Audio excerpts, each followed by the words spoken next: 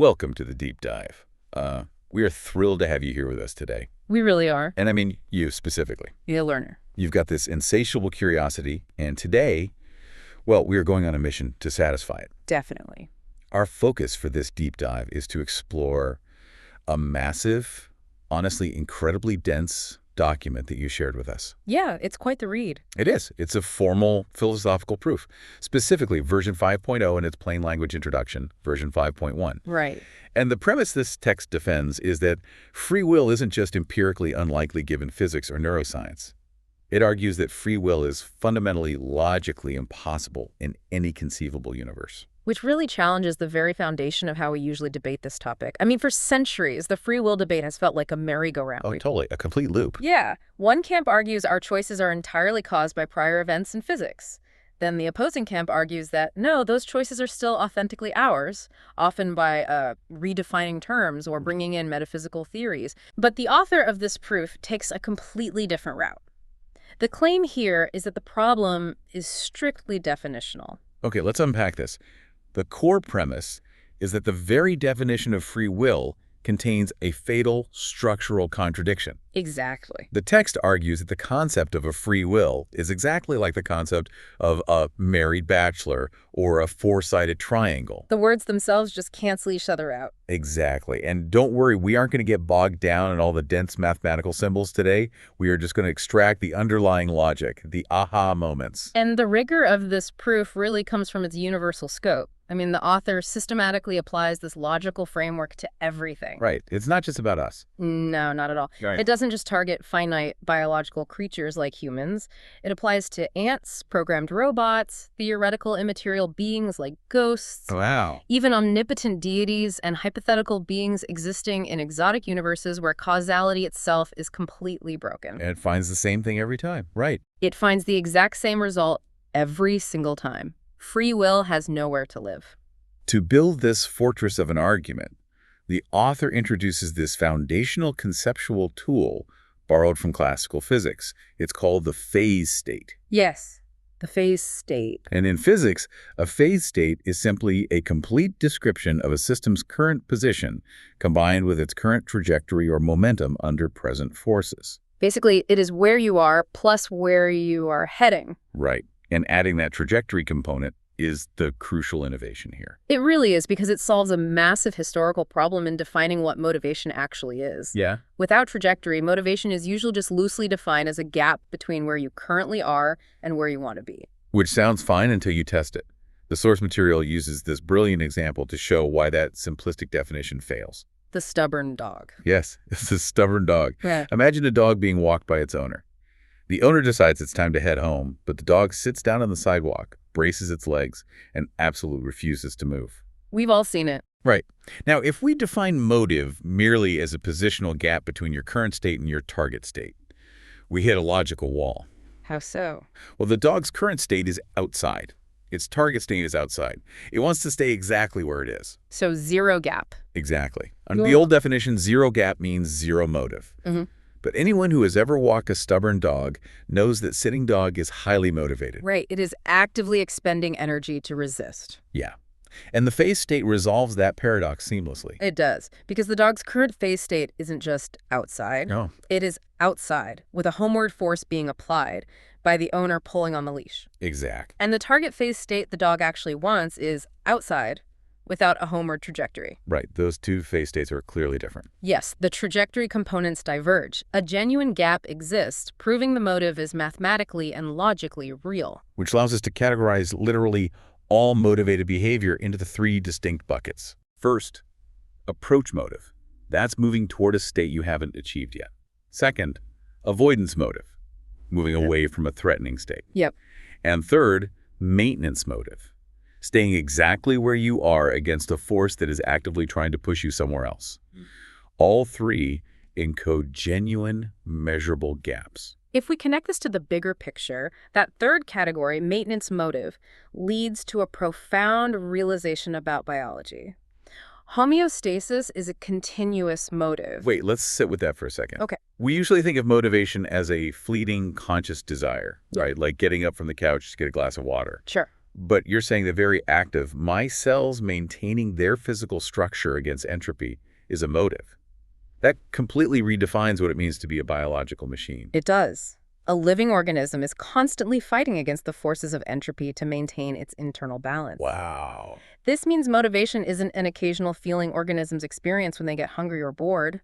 For living systems, motivation is the permanent, continuous condition of being alive. That's incredible. The execution of maintenance motive is basically synonymous with survival. So, with this phase state tool established, the proof zeroes in on its load-bearing concept, which is motive itself. Right. It strips away all the philosophical poetry and defines motive in strictly functional terms, giving us 4 strict conditions that must all be present simultaneously. Let's break these down. Let's do it. The first condition is gap encoding. A system has to internally represent a difference between its current phase state and its target phase state. Essentially, the system must contain information about where it is versus where it needs to be. Right. And the second condition is causal production. That internal representation of the gap actually has to produce behavior designed to close it. Because if a system contains a representation of a gap but isn't moved to act on it, it simply possesses information.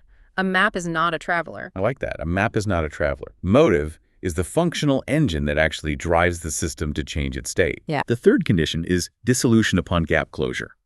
The moment the current phase state perfectly matches the target phase state, meaning the system achieves exactly what it set out to do, the motivational state ceases to exist. What's fascinating here is how this purely functional, almost mechanistic definition maps perfectly onto human language and culture. Really? How so?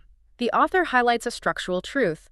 In every natural language ever studied, English, Mandarin, Arabic, Sanskrit, ancient Greek, the fundamental concept of wanting intrinsically builds in a gap. Oh, that makes sense. Yeah, to be motivated is, by linguistic definition, to lack something. There is no word in any human language for the motivated pursuit of something you already perfectly and stably possess. Right, because words like contentment, equilibrium, or rest don't describe a type of motive. They describe the total absence of motive. Exactly. They represent the state that occurs after the gap closes. The very nature of direction requires a destination that is different from your origin. Perfectly said. So the fourth and final condition of motive is persistence under interference. This means if the direct path to the target state is blocked, the motive doesn't just vanish like a simple mechanical reflex. It actively generates alternative strategies to close the gap. And we can return to our stubborn dog to see this in action. Oh yeah, the dog. Suppose the owner gives up on pulling the leash and decides to simply pick the dog up and carry it home. The dog doesn't bite, growl, or flail. It just goes limp and accepts being carried. Because being carried achieves the dog's target state of not walking home under my own power with the absolute minimum energy expenditure. Exactly. The moment the environment changed, the dog selected a new minimum resistance strategy.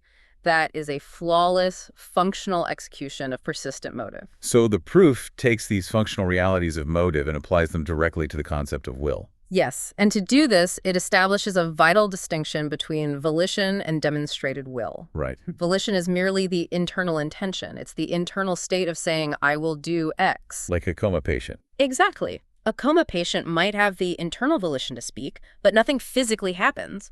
Demonstrated will, on the other hand, is the actual physical execution of the act. And because demonstrated will is a physical event in the real world, it is maximally causally embedded in the universe. Very much so. There is no secret, insulated inner chamber of intention that escapes causality once you actually execute an action. Even the will to not act is a demonstrated will. Like the dog.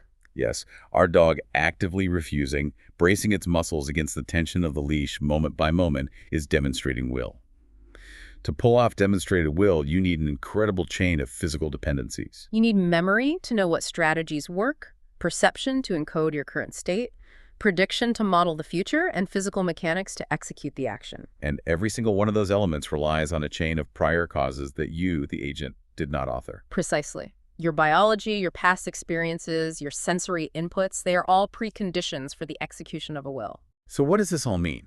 We arrive at the inescapable contradiction at the heart of the argument. We have two mutually exclusive requirements. The core paradox. Right. To possess will, An agent requires the absolute presence of prior causal influence.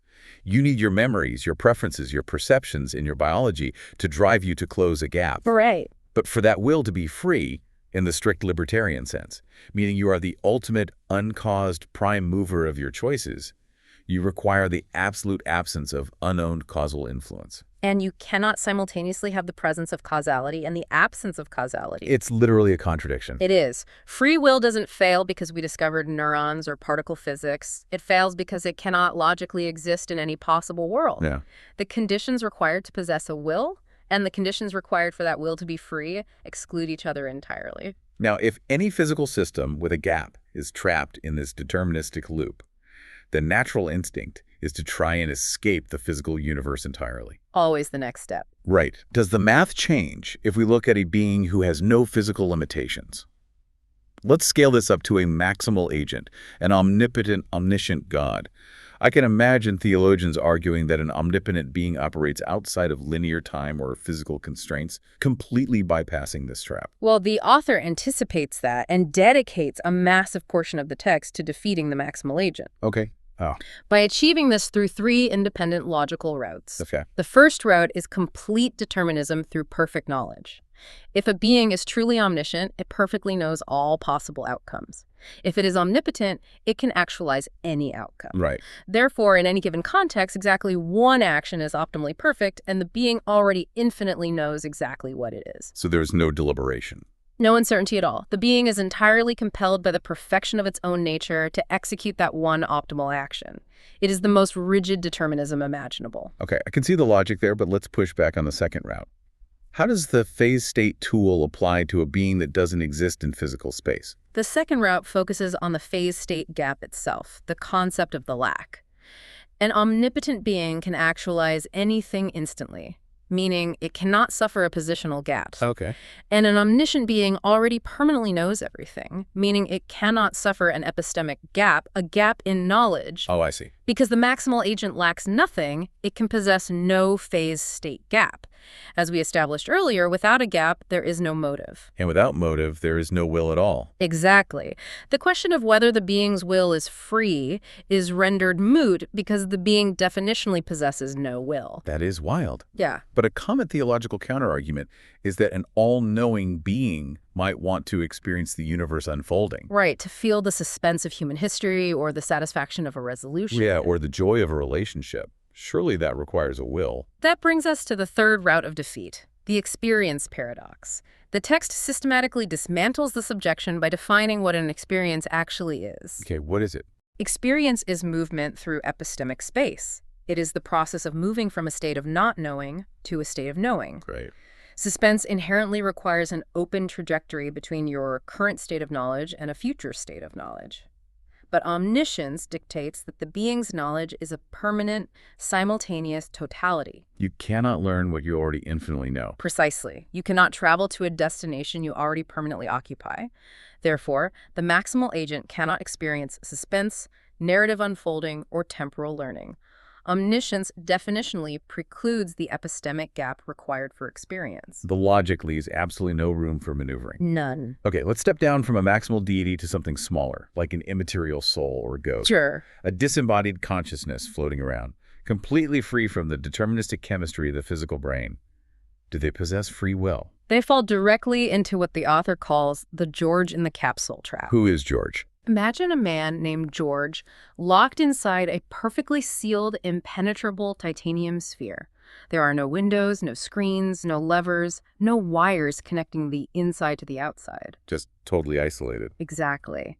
How does George know what is happening outside the sphere? How does he affect it? He can't. He can't. This perfectly illustrates the interaction problem of immaterial souls.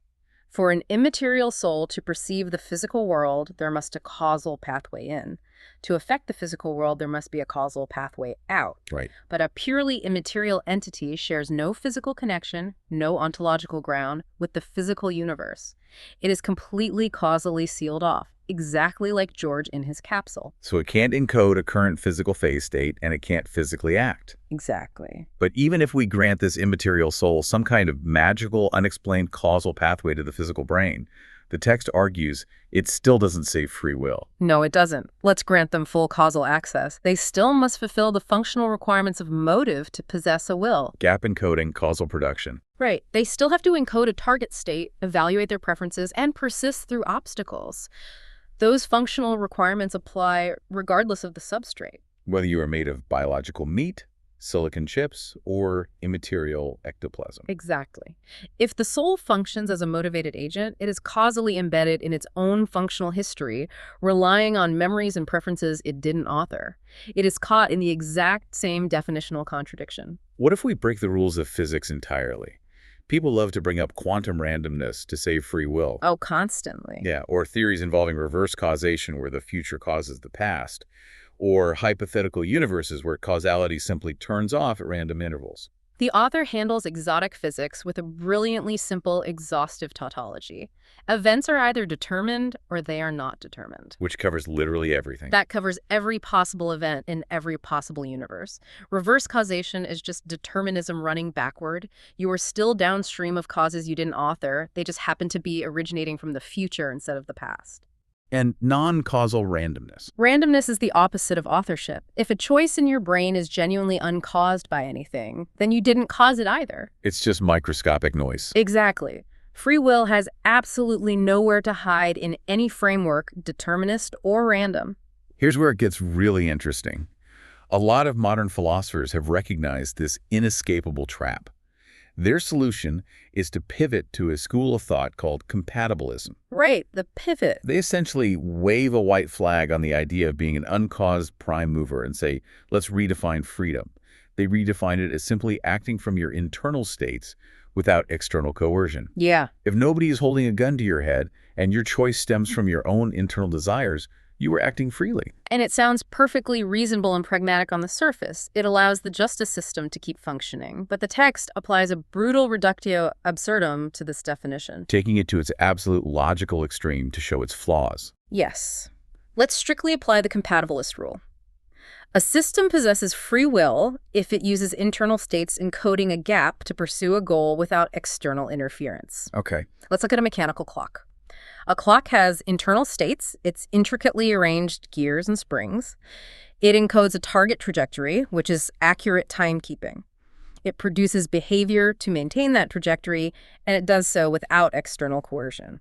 So, strictly following the compatibilist definition, a grandfather clock has free will. Yes. Okay, sure, a clock or a thermostat regulates its environment based on internal states, but it doesn't care. A human cares about the outcome. Yeah. A human reflects on its desires. Yeah. Doesn't that reflective capacity separate us from a machine? The compatibilist often tries to introduce those arbitrary qualifiers. They say you need to be responsive to reasons, or you need to reflectively endorse your desires, or you need to care. Right. But the proof systematically points out that caring or reflecting are just more internal states. They are secondary algorithms evaluating primary algorithms. Oh, wow. A programmed robot closing phase state gaps without interference has free will under this definition. A river seeking its lowest energy state, driven by its internal physical states and gravity, without interference from a dam, the river has free will. That is absurd. A thermostat encoding a target temperature gap, turning on the AC to close the gap, and turning off when satisfied. The thermostat perfectly satisfies every foundational condition of the compatibilist definition. So by adding all those qualifiers like responsiveness to reasons, the compatibilist is just appealing back to a complex causal history, which reintroduces determinism. Exactly. Or they're just engaging in arbitrary gatekeeping to make sure only humans get to belong in the free will club. The author proves that the compatibilist definition has been entirely emptied of all meaningful content. It is a metaphysical fiction. The thermostat, the river, and the human being keep doing exactly what they do, driven by prior causes, and according to the rules of compatibilism, they do so freely. It's an empty box dressed up with philosophical jargon to make us feel better about determinism. Exactly right. We have walked through an incredibly dense, logically impenetrable fortress of an argument today. The text concludes that free will is a logical impossibility. Where does that leave you, our listener? Big question. Does this mean you should just lay in bed forever because your choices are predetermined and ultimately don't matter? Actually, no. The source material is very clear about the utility of our minds. Deliberation is a genuinely real, physical, causal process. It absolutely is. When you sit down, Carefully model out the future and weigh your competing motives. That very act of processing genuinely influences outcomes.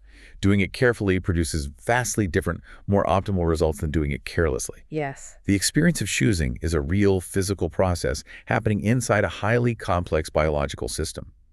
It's just that the story we tell ourselves, the persistent illusion of a totally uncaused, magical free self sitting in the driver's seat, separate from the machinery, that specific story is the illusion. This raises an important question, and it's one the text touches on briefly by referencing Edward Bernays, the historical pioneer of public relations and propaganda. Oh, interesting. Bernays proved over a century ago that internal states, preferences, and desires can be reliably manufactured at scale without the subject ever being consciously aware of the manipulation. Right. So I want to leave you with something to mull over. If our internal desires, our political preferences, and our deepest motives can be externally engineered by algorithms, by targeted advertising, and by the societal structures we live in, Yeah. and the compatibilist philosophers call acting on those externally engineered desires freedom, Wow. are we actually free? Or are we ultimately just highly complex thermostats blindly adjusting ourselves to the temperature that society sets for us? You are a biological system, executing motives, closing phase state gaps, and constantly trying to find equilibrium in a chaotic universe. Thank you for joining us on this deep dive. Keep questioning your underlying assumptions, keep exploring the fascinating mechanics of your own mind, and remember that even if the will isn't free, the pursuit of understanding is still the best possible gap to close. We will catch you next time.